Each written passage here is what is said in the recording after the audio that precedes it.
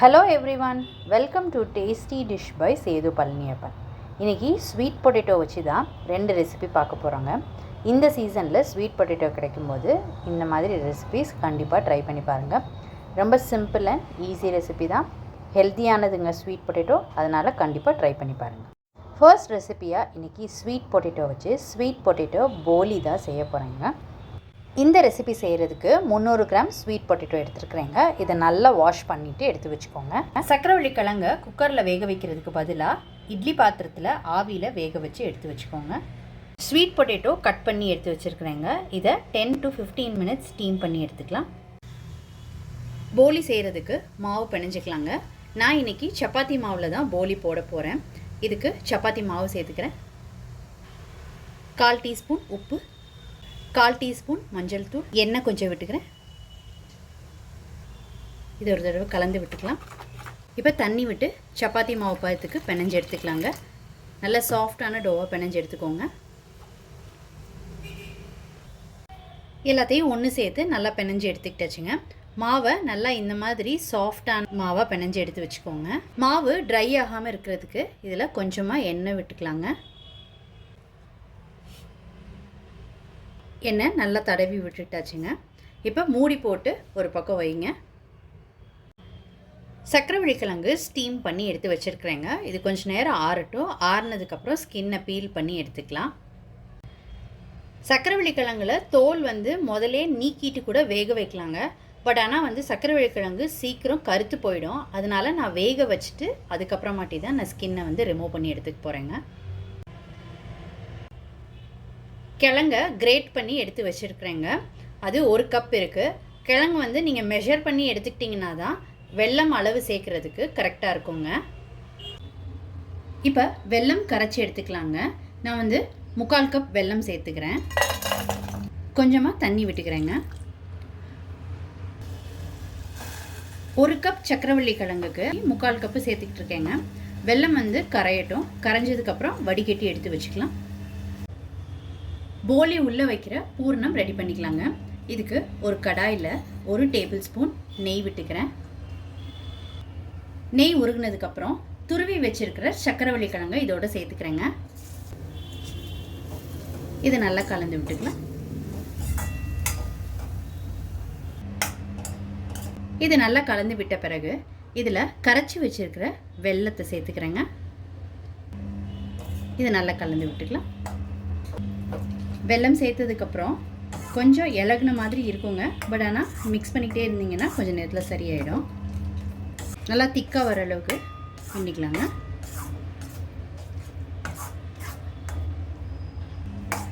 அடுப்பை சிம்மில் வச்சுட்டு கலந்து விட்டுக்கோங்க. முதல்ல இருந்ததுக்கு இப்போ கொஞ்சம் திக்காக இருக்குங்க. இப்போ இந்த ஸ்டேஜில் தேங்காய் சேர்த்துக்கலாம். 1/4 கப்பு தேங்காய் சேர்த்துக்கிறேன். எந்த கப்பில் சக்கரவள்ளி கிழங்கு துருவுனது அளந்தீங்களோ அதே கப்பில் 1/4 கப்பு தேங்காய் சேர்த்துக்கோங்க.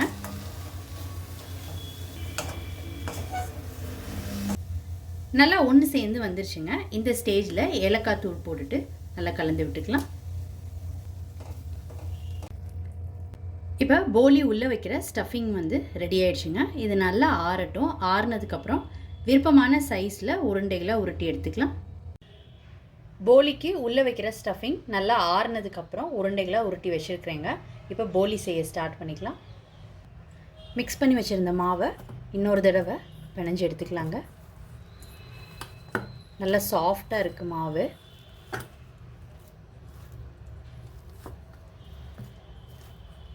இப்போ சின்ன பகுதிகளாக பிரித்து எடுத்துக்கலாம்.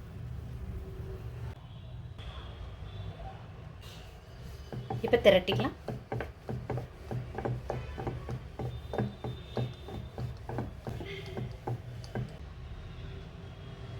ஸ்டஃபிங் உள்ளே வச்சுக்கிறேங்க.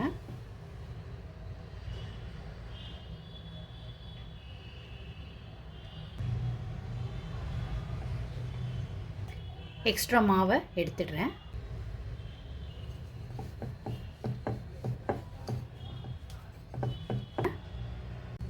இப்போ அடுத்தது திரட்டிக்கலாங்க. இந்த மாதிரி நல்லா லேசாக தேய்ச்சி எடுத்துக்கோங்க. இப்போ இதை டோஸ்ட் பண்ணி எடுத்துக்கலாம்.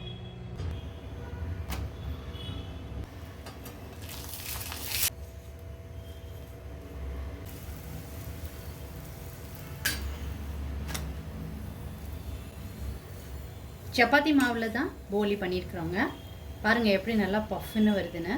நல்லா வந்து முன்னாடியே மாவை நல்லா பிணைஞ்சி வச்சுட்டா இந்த மாதிரி நல்லா சாஃப்டாக கிடைக்குங்க. போலி ரொம்ப சூப்பராக வந்திருக்குங்க. மைதா மாவில் பண்ணால் எப்படி இருக்குமோ அதே மாதிரி சப்பாத்தி மாவில் பண்ணது சூப்பராக இருக்குங்க. ஸ்வீட் பொட்டேட்டோ போலி ரொம்ப சூப்பராக ரெடி பண்ணியாச்சுங்க. நீங்களும் இந்த ரெசிபி கண்டிப்பாக ட்ரை பண்ணி பாருங்கள். நல்ல ஒரு ஹெல்த்தியான ஈவினிங் ஸ்நாக் ரெசிபிங்க. இதை டிஃபனுக்கு கூட செஞ்சு சாப்பிட்லாங்க. நீங்கள் ட்ரை பண்ணிவிட்டு உங்களோட கமெண்ட்ஸை சொல்லுங்கள். ஸ்வீட் பொட்டேட்டோ ரெசிப்பியில் அடுத்து நம்ம பார்க்க போகிறது ஸ்வீட் பொட்டேட்டோ பராத்தா. சக்கரவள்ளி கிழங்குல இனிப்பாக செஞ்சு போலி சாப்பிட்றதுக்கு பிடிக்காதவங்களுக்கு இந்த மாதிரி பராத்தாவாக செஞ்சு கொடுக்கலாங்க. இந்த ரெசிபி செய்கிறதுக்கு ஸ்வீட் பொட்டேட்டோவை 10 நிமிஷம் வேக வச்சு தோல் நீக்கிட்டு துருவி எடுத்து வச்சுருக்கிறேங்க. இப்போ மிக்சிங் பவுலில் 1 கப் ஸ்வீட் பொட்டேட்டோ கிரேட் பண்ணது சேர்த்துக்கிறேன். அடுத்து இதில் 1 ஆனியன் சேர்த்துக்கிறேங்க, ஃபைனாக சாப் பண்ணது. அடுத்து இதில் கொரியாண்டர் லீவ்ஸ், மஞ்சத்தூள் கொஞ்சோண்டு சேர்த்துக்கிறேன். அடுத்து பெருங்காயத்தூள், அடுத்து ஜீரகப்பொடி, அடுத்து இதில் ரெட் சில்லி பவுடர், அடுத்து மல்லித்தூள், அடுத்து ஆம்ச்சூர் பவுடர். நான் ட்ரை மேங்கோ பவுட்ரு சேர்த்துருக்குறேங்க. நீங்கள் அதுக்கு பதிலாக லெமன் ஜூஸ் சேர்த்துக்கோங்க. அடுத்து உப்பு, அடுத்து வெள்ளை எள்ளு சேர்த்துருக்குறேங்க. எள்ளு சேர்த்துருக்கிறது வந்து ஆப்ஷனல் தாங்க, நீங்கள் விருப்பப்பட்டால் சேர்த்துக்கோங்க. இது எல்லாத்தையும் ஒரு தடவை கலந்து விட்டுக்கலாங்க. எல்லாத்தையும் ஒன்று சேர்த்து நல்லா மிக்ஸ் பண்ணிக்கிட்டாச்சு. இப்போ சப்பாத்தி மாவு சேர்த்துக்கலாம். இப்போ உப்பு கொஞ்சம் சேர்த்துக்கலாங்க. முதல்ல வந்து அந்த மிக்சருக்கான உப்பு தான் சேர்த்துருந்தோம்.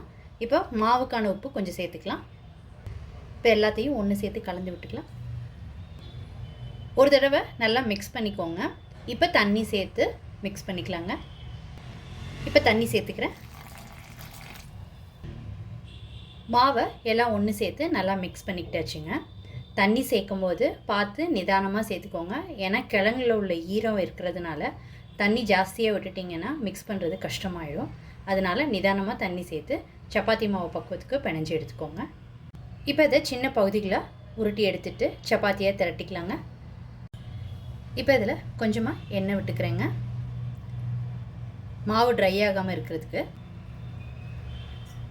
ஒரு 10 மினிட்ஸ் இப்படியே விட்டுடலாங்க. அதுக்கப்புறமாட்டி சின்ன பகுதிகளை பிரித்து எடுத்துக்கிட்டு சப்பாத்தியை திரட்டி எடுத்துக்கலாம். இப்போ சப்பாத்தியை திரட்டிக்கலாங்க.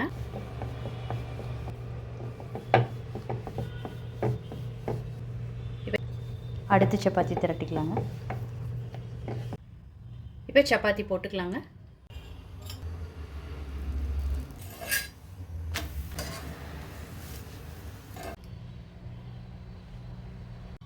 ஸ்வீட் பொட்டேட்டோ பராத்தாக்கு தயிர் தான் சைட் டிஷ்ஷுங்க.